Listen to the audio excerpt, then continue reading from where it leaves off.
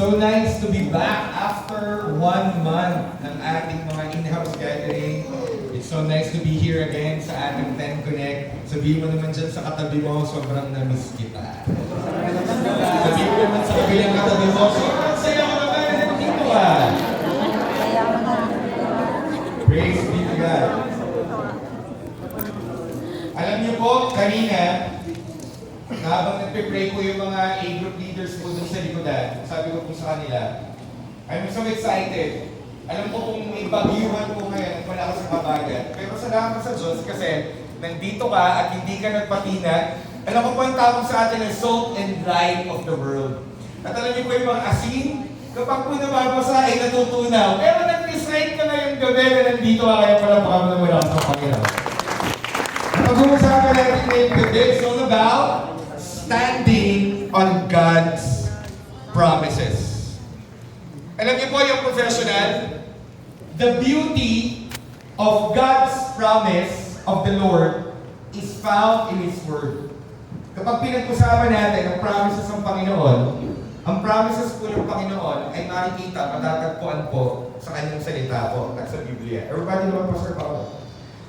And the Bible has, sabi ng mga Bible scholars, pinagsasabi, 10,000 promises of the Lord. Meron naman nagsabi, 6,000 promises of the Lord. At meron naman nagsabi, there are 4,000 promises of the Lord. Pero kahit gano'ng kadami yan, ito lang yung ma-assure ko sa bawat isa. That all of this promise is given by the Lord para sa iyo at para sa akin. Can you show that slide, please? So, ang kagandahan ng pangako ng Diyos ay matatagpuan sa Kanyang salita. At alam ninyo, sa Scriptures, may napakagandang pagpapaliwanag ng Diyos patungkol sa pangako. And let us read right now Isaiah 55, verse 10 to 11. And we're going to read it in the NLT version. At ang sabi dito ay ganito, the rain and snow come down from the heavens, and stay on the ground to water the earth. They cause the grain to grow, producing seed for the farmer and bread for the hungry. Let's go to verse 11. It is the same with my word. I sent it out, and it always produces fruit. Are you ready? It will accomplish all I want it to, and it will prosper everywhere I send it. Ang Diyos ang magpala sa pagkakabasa ng Kanyang Word, and this is our declaration. Whatever your need right now, whether if it's physical, whether if it's spiritual, mental, financial, katagpuin tayo ng Word of God ngayong gabi ito. And can I hear amen? Amen. Can we show this next slide, please? Ang ganda ng paglalarawan ng Panginoon, ginamit na illustration about the Word of God. Sa verse 10, sinabi ng Diyos, pinaliwanag po, na ang rain daw po at ang snow na bumababa sa kalangitan ay nananatili sa kalupaan ng mundong ito. For what purpose? Para po i-water ang earth. Pakita nga natin. So, yun po yung snow. Yung una yung rain. Balik natin it. At eto naman yung snow. Wala ba kayong napansin? Sa material o sa component po ng aking pinakita sa inyo, sila ay pareho tubig. At nakakatuwa kasi pag pinag-aralan natin, Pastor Pao, bakit sa snow at sa rain, inahintulan ang Word of God? Di ba lahat tayo galing sa ulan kanina? Wala ba kayong napansin? Kapag umulan, ang ulan po, though wala pong snow po dito sa Pilipinas, ang ulan, kapag bumagsak po siya galing sa kalangitan, napaka-vast. Wala po kayong nakikita na ulan na parang gripo. Nakita na ba kayo ng ulan na, uy, may saan na pag-asa uulan? Tapos doon sa kanto, meron lang, gripo lang siya. Nakita na ba kayo ng gano'n? Ang tawag ata ng water spout sa iba, parang bumabagsak siya ng isang tubo lang. Wala pong ganon. Ang ulan, papataksa ng lahat mababasa. Now, this is the analogy. Ito yung mensahe. Ito yung gustong ipalam sa atin ng Panginoon. Ano yung Pastor Paul? Ito yung gusto ipalam sa atin ng Panginoon. Na ang pangako niya ay kapareho ng ulan, damay lahat.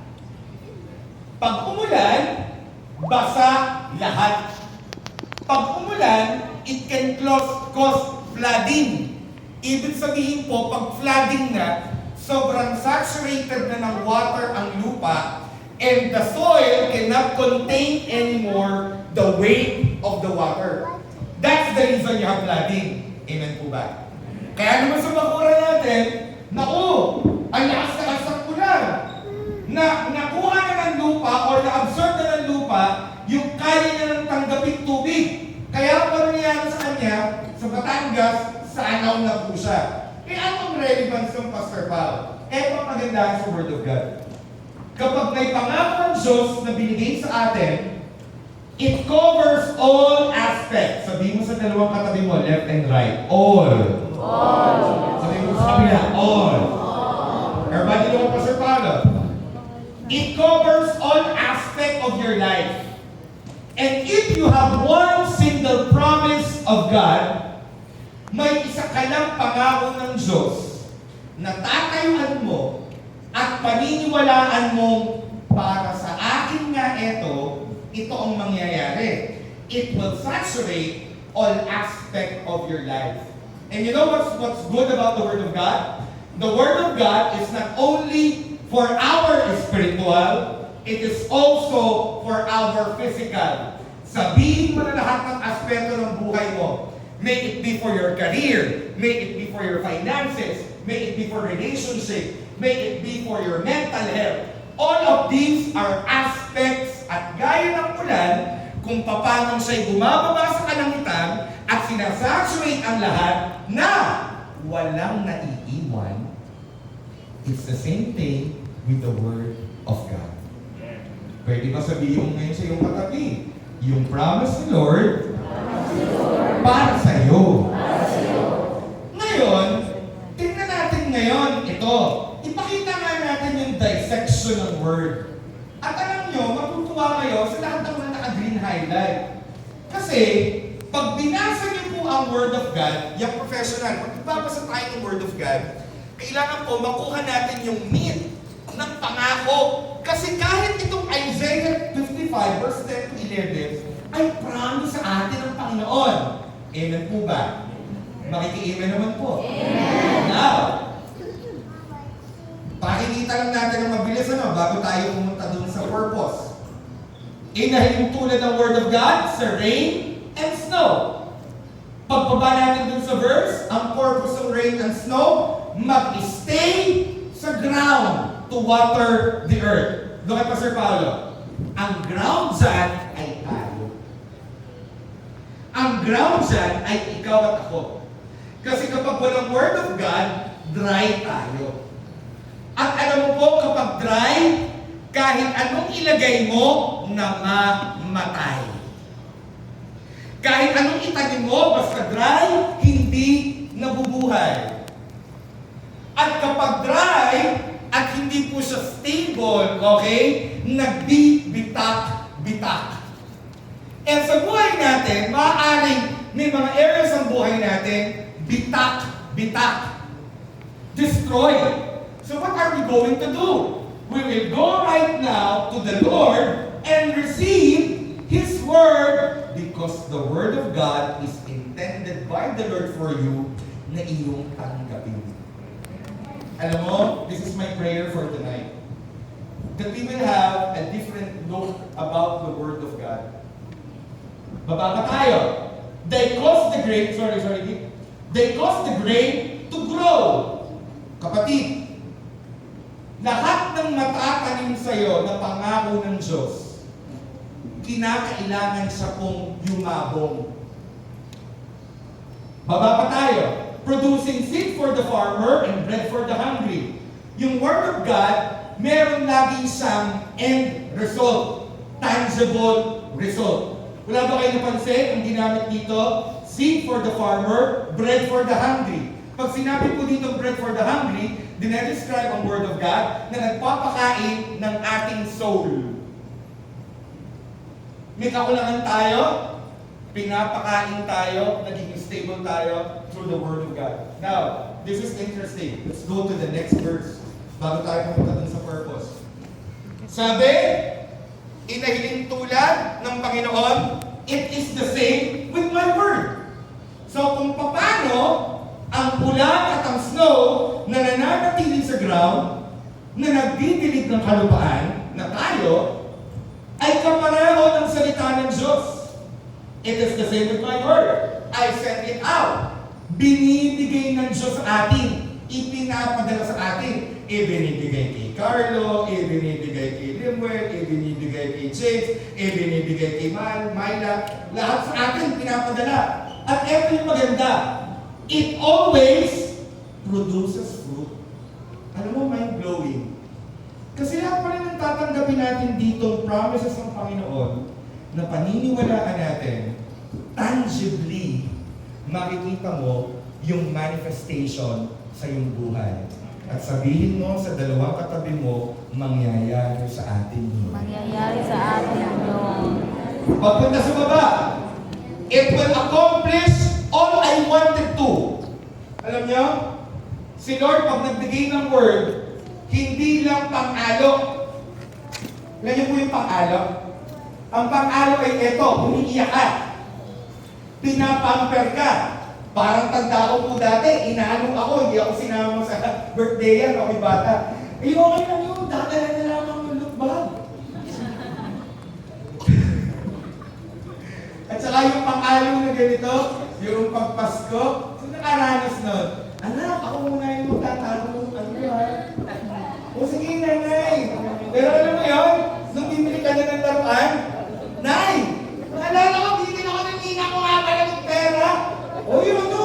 Di ba na lang bibili natin? Kasi nabayad na sa kuryente, ano? Ano? Okay. Now, it will accomplish what I wanted to, and it will prosper everywhere I send it. Alam niyo, itapat nyo na ngayon yung pinagdaraanan natin sa ating mga buhay at sasabihin ko sa inyo, tatapatan siya ng miracle ng Word of God tonight. Mabilis lang ang preach ko dahil meron naman 30 minutes. Bro, si Pastor pag nag-preach na yun, 30 minutes na. Ako, nakatayo na po ako sa biyaya ng Diyos. Punta tayo. What is the purpose of God's promise? Ito ang purpose ng God's promise. Pakita natin. To produce tangible fruit in the lives of His people. Doon, Pastor Paulo. Kailangan yung Word of God may tangible na effect. Why?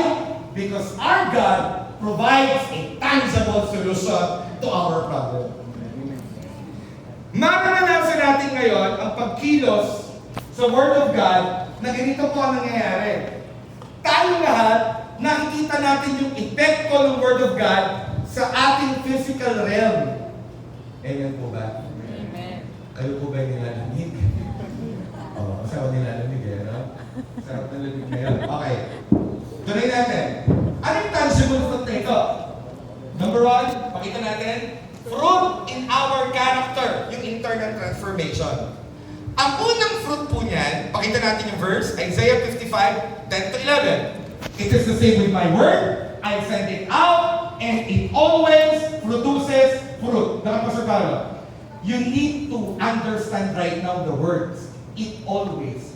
Can you say always? Always. Hindi sinabi ng Lord na pag may pangako siya, sometimes it produces fruit. It depends upon the situation. So, ibig sabihin pala, yung Word of God parang nakadepende. Hindi. Ang sabi ng Word, it always produces fruit. Kaya ang unang fruit yan. Pakita natin yung number 1. First fruit, steadfastness. Anong ibig sabihin niya, Pastor Bob? Dati, easily shaken ka. Kapag may problema, nagra-rattle ka. Kapag may mga circumstances na mabigat, ikaw ay tumutong pa agad. Pero dahil may pangako ka na ng Diyos, steadfast ka. Hindi ka agad yumuyupi.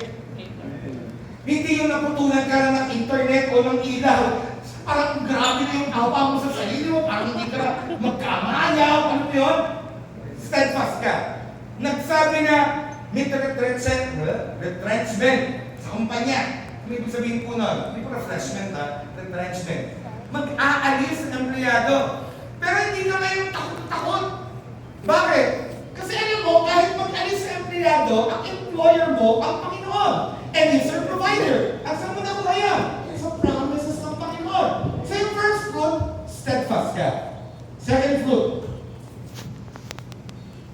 Second fruit ng pangako ng Diyos, alignment of mind. Dati-dati, mahilig ka sa tug-of-war. Favorite mong laro yun. Ano yung tug-of-war? Mangyayari kaya? Parang hindi ata mangyayari. Aatin ka ng gathering. Oh, grabe talaga ako. Talaga mo, on fire ako. Pero, pag dumaan na yung problema, Pastor po, paano yung pangako ng Diyos naman sa kanya? Para sa kanya. Alam mo, meron dati akong nakausap. Lungkot talaga ako. Bakit? Pagkausap ko talaga, parang, yes, Pastor Pao, I receive, ako'y gagaling pa. Alam mo, yung sumunod na kausap ko na. Pastor Pao, kung na ako yung follow-up, hindi na ako gagaling. May kaya pang gawin sa'yo ang Lord, kapatid! Hindi na, Pastor Pao, hindi na. Talagang hindi na ako makakatagal eh. Invalido na ako. Saka mo, naghiwalay kami. Sobrang lungkot ko talaga. Sabi ko, ano nangyari doon sa pananampalataya ng brother kong ito na dati tumatayo siya sa Word of God. Pero alam nyo, lo and behold, after 7 years, he texted me. Tapos sabi niya sa akin, Pastor Paul, do you remember me? Eh di siyempre sa convo naman ng messenger, ano yung convo namin? Siyempre, basag-basag ko yung mga ano. Tapos sabi niya, Pastor Paul, you won't believe. Hindi na po ako yung balik ko, nakakalakad na ako. Tapos bigla ako na maganto.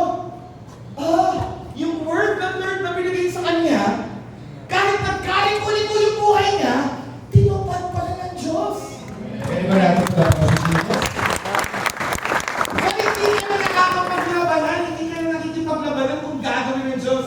Alam mo, sa totoo lang, ito nagdaan, meron talagang isang line, habang inaaral ko po yung Romans 4:20, if I'm not mistaken, sabi doon, and Abraham believed, and Abraham never wavered in the promise of God. Alam niyo kung inaaral ko yung salitang waver, ang ibig sabihin pala nun, sold siya sa track record ni Lord. At alam mo, it made me cry. Kapatid, pag may promise sa'yo si Lord, sold ka sa track record niya, gagawin niya yung pinangako niya sa'yo. Pwede ko pala baka natin sa Jesus. First book, makita natin. So yung unang steadfast, yung pangalawa, aligned yung isip mo, yung patatlo, eto, resilient ka. Pastor Paul, ang tagal-tagal ko nung naririnig yung word na si resilient. The Filipinos are resilient. Hindi naman alam ang ibig sabihin. Eto ang ibig sabihin ng resilient. Your ability to endure trials increases because you no longer see struggles as defeat, but opportunities for your faith to grow stronger. Meron po akong natutunan. Habang inaaral ko po ang Word of God. Kapag dumadaan ka sa testing at sa trial, basta meron kang pinanghahawakang salita ng Diyos, kahit mahirap, kahit masakit, kahit hindi mo alam ang gagawin, pero dahil sinasabi mo kay Lord, Lord, sabi mo. Lord, sabi mo. Alam mo, wala siyang ibang gagawin kundi i-fulfill yung sinabi niya. Alam mo kung bakit? Look at me. Chichismis ko sa inyo. Kasi ang pangalan niya nakasangkalan.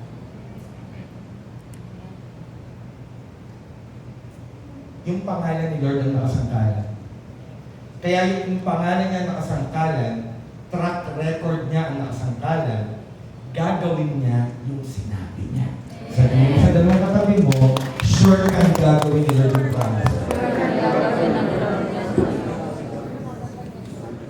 Item number 4. Third fruit. Pakita natin dito. Fourth pala, sorry.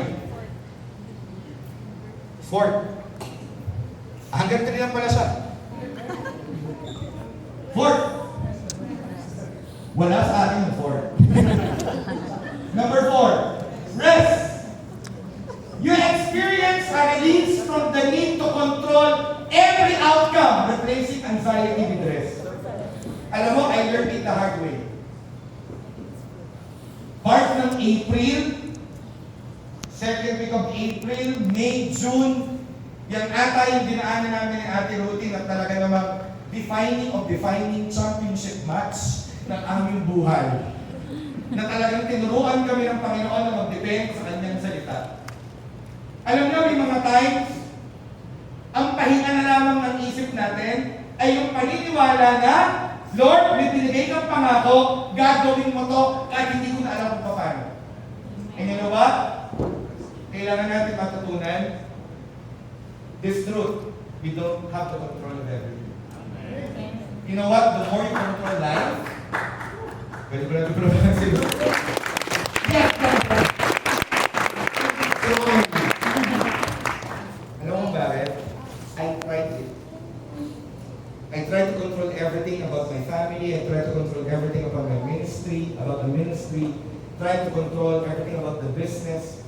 And yet, at the end of the day, it failed. You know why? Because sometimes we play God.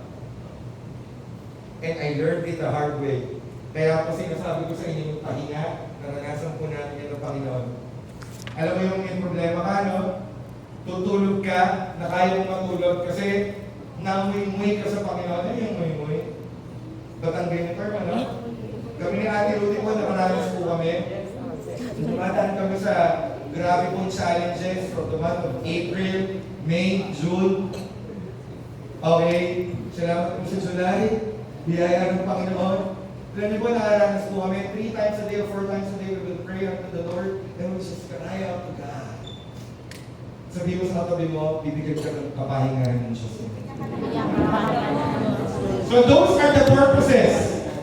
Now, can I give you a revelation? Can we show that revelation, Kid? Okay, revelation. All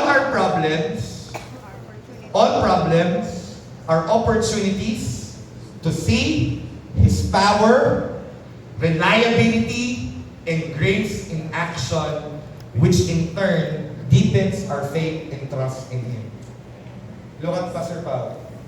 Thank God for problems that He allows, because in those problems, we see that He's dependable and His words are dependable. Can we give the best clap?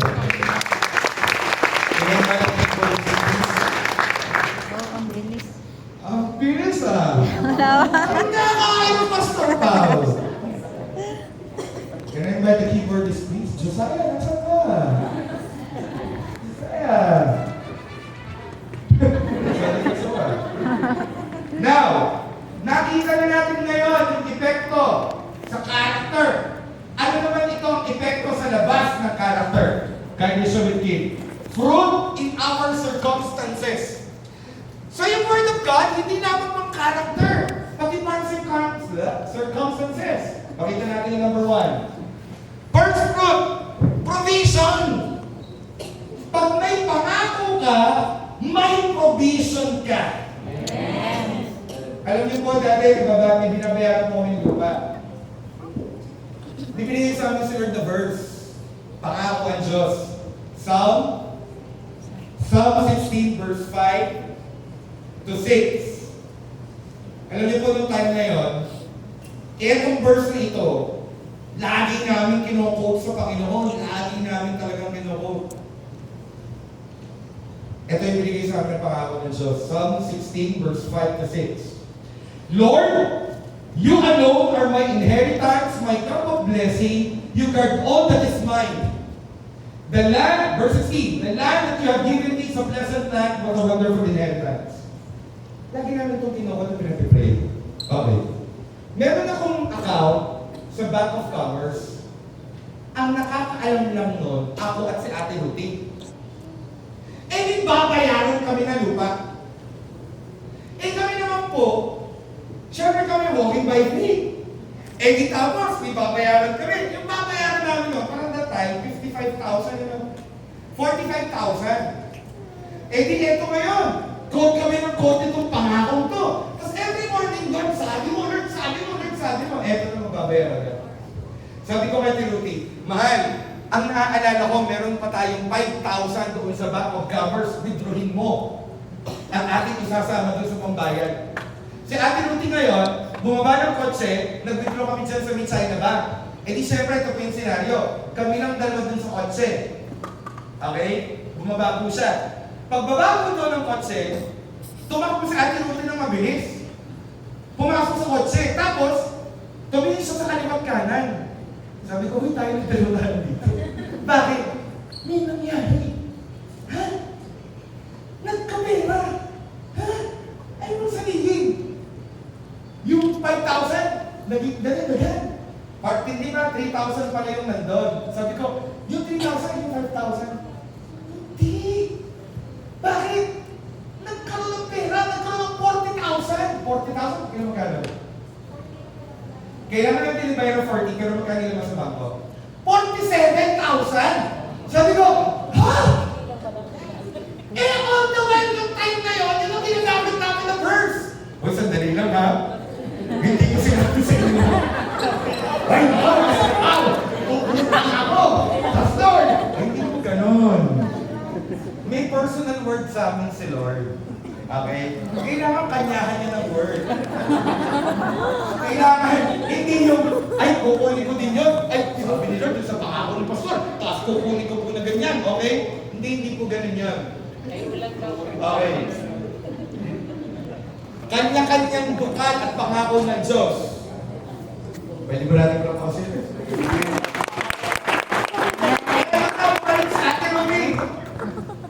Alam niyo po, sabi ko, hindi akin yan. O kung gagastusin. Kawawa naman yung may pera talaga niyan.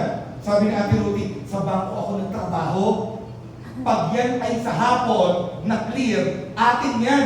Sabi, hindi, naku. Oo, kapastor pa naman natin. Ako, yung gawin niya, natatakot ako. Sabi ko Ate Ruti, maghintay tayo ng 1 week.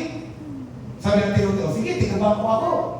Pag yan, after 1 week, nandyan, hindi nagkamali ang bangko. Di ako naman, Lord, nakitutulog na. Pero Lord, bigyan na ako ng bayadan, tapos bigla ka nagpadala. Lo and behold, after 1 week, sabi natin Ruti, pumunta kami Pag-check namin, nandun pa rin si 47,000 pesos.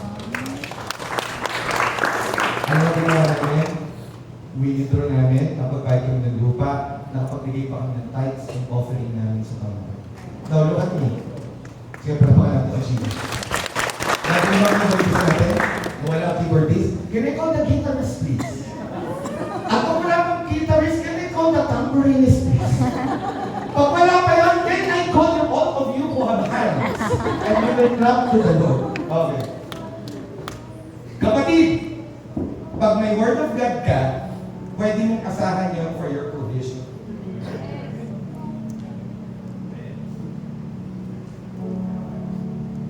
Alam mo, lagi ko nakikita sa Perlo kayo, bukod sa nasa unahan siya. I always use him as an example for the glory of God. 1 year? Almost a year. Sa in-group namin, pag nakikita kami, we always stand in prayer sa Kanya, Lord, for that contract in Diva. Eto maganda. Noong mga panahon parang hindi na mangyayari, binigyan siya ng word ni Lord. At kahit wala siyang nakikita, iiyak lang niya, Lord, sabi mo, Lord, sabi mo, Lord, sabi mo. Until one day, he texted me, Pao, don't believe. I have right now my guaranteed contract in Diva.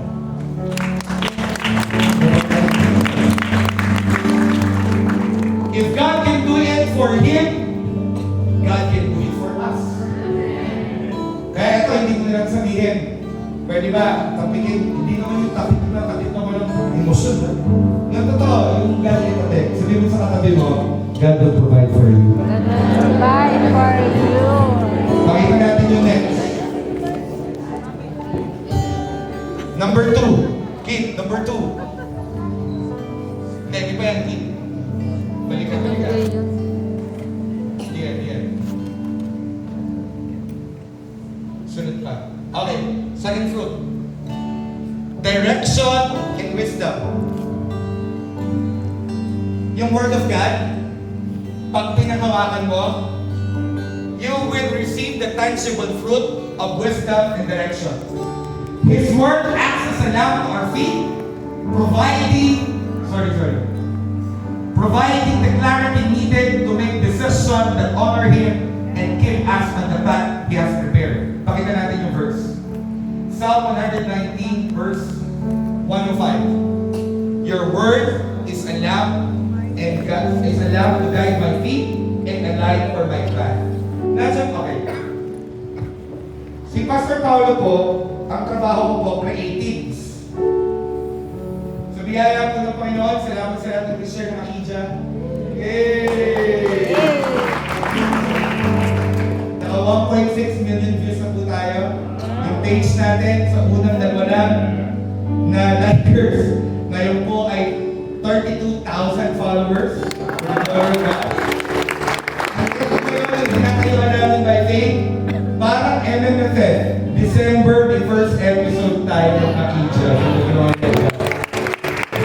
Sa trabaho ko po, creatives. Hindi po ako gaya ng mga halimbawa, engineer, gagawa ng bahay. Meron talagang mga materyales na yung magkakita mo sa aming pong trabaho, all abstract. Gusto nyo i-share ko sa inyo anong ginagamit ko na verse sa pag-layout. Pag-layout ako ng tarpaulin, mga designs for AV, o mag-i-edit ako ng Akidya. Ito ang naiyak. Meron akong matagal ng pangako na lagi ko nire-design sa Panginoon. And can you show that promise? I always confess this. Exodus 35:31. The Lord has filled Bezalel with the Spirit of God, giving him great wisdom, ability, and expertise in all kinds of crafts. No joke. Whenever I edit, I always say this, Lord, you promised me, just like Bezalel, when the Holy Spirit is with us, is with me, you will give me great wisdom, ability, and expertise in all kinds of crafts. And I tell you, sa biyaya ng Diyos it manifests.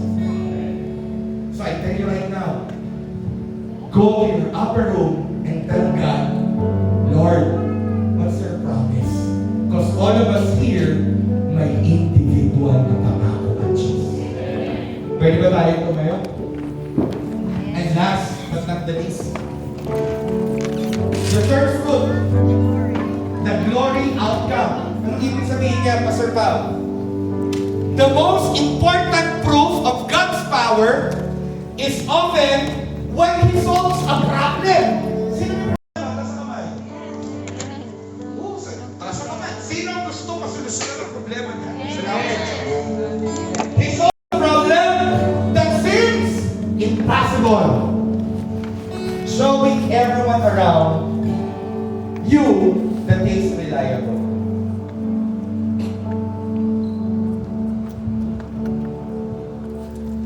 Jeremiah 32 verse 77. Amy, ito yung tanong ni Lord sa'yo. I am the Lord, the God of all the peoples of the world. Is anything too hard for me? Kapatid, kung may problema ka ngayon, walang mahirap na bagay sa Diyos na hindi na kayang solusyon. 3 ways to receive God's promise. Pakita natin. Number 1, spend time with prayer. Walang shortcut. Hindi pwedeng gusto ng pangako ng Lord kay Kuya Daniel at kay Adeline. Akin din yun. Go seek for yourself. Kasama ng mga ka-life group mo, tulong-tulong tayo, lapit tayo sa Panginoon. So spend time with Him in prayer. I-align natin yung puso natin sa Kanya at yung weight ng problema natin, ilagak natin sa shoulders ng ating Messiah. Second way, spend time reading and meditating His Word. Alam niyo po, kailan po namin natanggap yung mga pangako ng Diyos? Nung iniwanan ko yung trabaho ko, iniwanan ko yung kabalahan ko, at ang sabi ko, Lord, I respond to your call, usap po tayo, at habang binabasa po yung pangako ng Diyos, doon ko natanggap. Hindi ko po na-receive yung word ni Lord na parang ganito. Pumunta ako sa electric pan, tapos kung alin ang unang tumigil, yun! Kaya nabasa mo nung nag-suicide si Judas. Lord, hindi ko ito para sa akin. Amen? And third, mali. And third way, join Bible-believing and trustworthy small groups for your group. Alam niyo kung bakit po kayo pina-attend ng life group? Para po kayo mag-grow. At alam niyo po sa life group, lahat po, sabay-sabay tayo nagbubuklat ng Biblia, sabay-sabay natin i-discover yung mga pangako ng Diyos sa atin. I will end this with a personal testimony. Wala pong nakakaalam sa inyo po na dumaan po kami ni, bago natin pakita yung verse. Sabi ko po noon nung seek, ang 2026 ay elevation ng ginawa ng Lord to 2025. Amen! Amen! Until the Lord showed me what's the meaning of that declaration. Come of April, second week of April, the Lord allow us to enter, kami mag-asawa, not between us, pero dahil kami po ay mag-asawa, spouse kami kasama ni Ate Ruthie, meron niya kami dumaan sa sabay-sabay, 10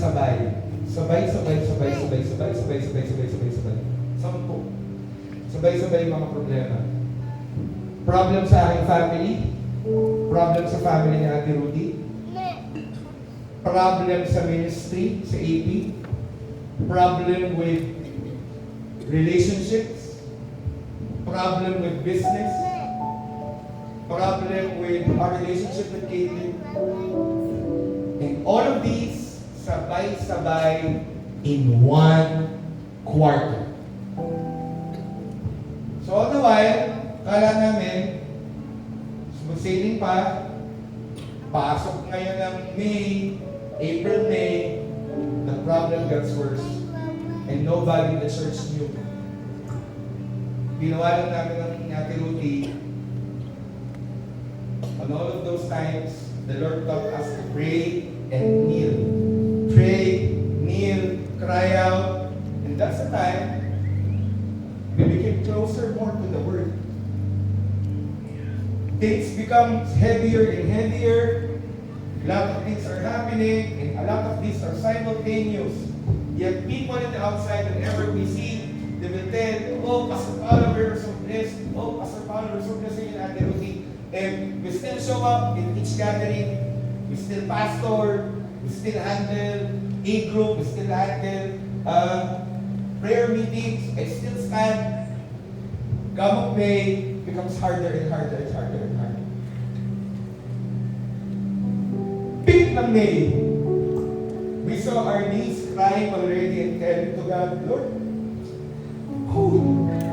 cannot measure anymore, Lord. This is so hard, emotionally, mentally, physically. And then the Lord reminded me, I will allow you to pass this, but you have my word. And those times, I'm crying out to God, holding my Bible. Sorry, it's just really part of the message. But allow me to be vulnerable. For me, there are times, it's okay, let your pastors be vulnerable to them. Because you're testifying about the goodness of the Lord. So what would happen is, kami natin routine, every morning, we will go to our prayer time. Mag-prayer time muna siya, mag-prayer time ako. Then mag-join kami. And then, I will just confess the word. Come of April, May, the Lord allow it to jump for another month. And it becomes heavier and heavier. And that's the reason nabuo itong message na. It becomes heavier and heavier, and people don't know. Lahat ng mga emotional problems na pinagdaraanan namin.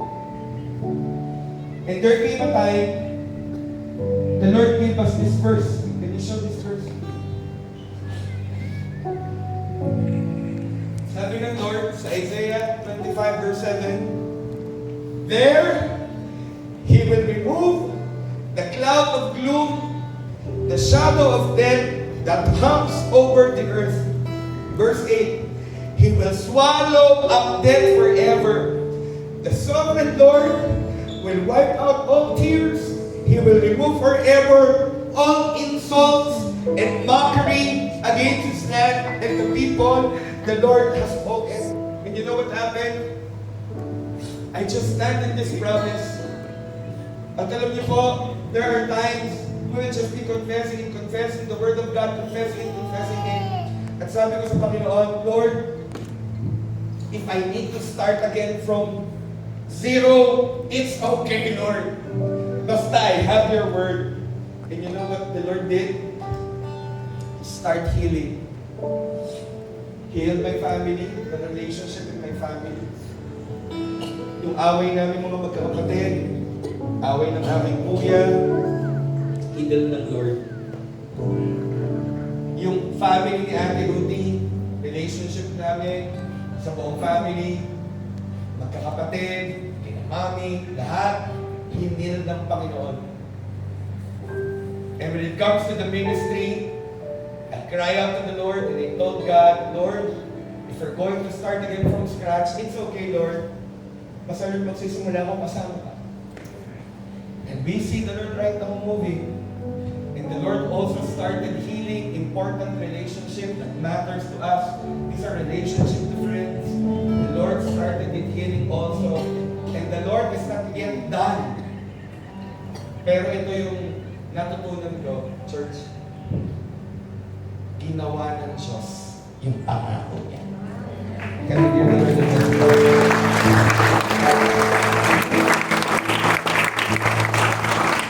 Can you invite me right now to bow down your heads and close your hands?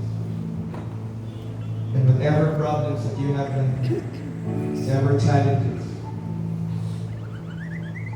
we're going to pray that in this season, we're going to encounter the Word of God. And the Word of God will transform us. The Word of God will change our situation, change our hearts. And greatest of all, this Word of God will make us closer to Jesus Christ. Let us pray. Heavenly Father, in the mighty name of Jesus, and by the power of the Holy Spirit, thank you for your promise. Because your promise, Lord God, is all that we have in this world. Father, everything in this world, mawawala, Panginoon. Everything will pass. All tangible materials that we're holding right now, it will pass away, Lord God. But Father God, your word will remain forever.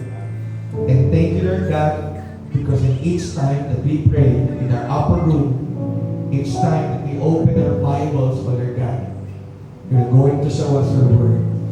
Lord, ano man po yung pinagdaraanan, emotional, mental, spiritual, physical, financial, na lahat po na nandito ngayong gabi, we pray that tagpuin mo po kami, Panginoon, through your word. And for those people na wala pa ang word mo, starting tonight, you will give us the desire to let down of our cell phones, just stay with you, Lord, in our secret place with you, and we just start talking to you. And you will also start talking to us with your word. And Father, thank you. You're making all things beautiful in your time, and you're healing our good hearts.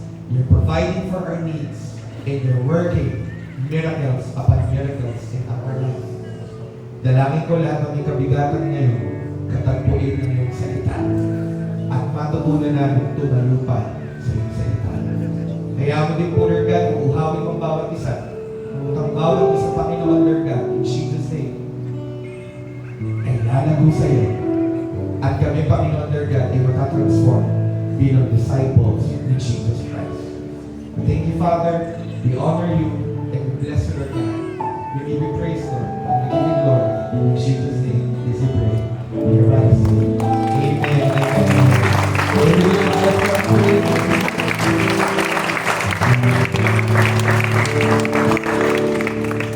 Ano ka naman po na-miss nito kaya pagbigyan nyo na ako? Ano yung paboritong linya? Ano yung pastor? Kumain ka. Napitong tao. Sabihin mo to. Yung pangako ng Diyos sa'yo, gagawin niya. Kumain ka na yung tao at sabihin mo, yung pangako ng sa'yo, gagawin niya. Palapakan po natin ang malakas si Jesus kapag kumain na sa kanya.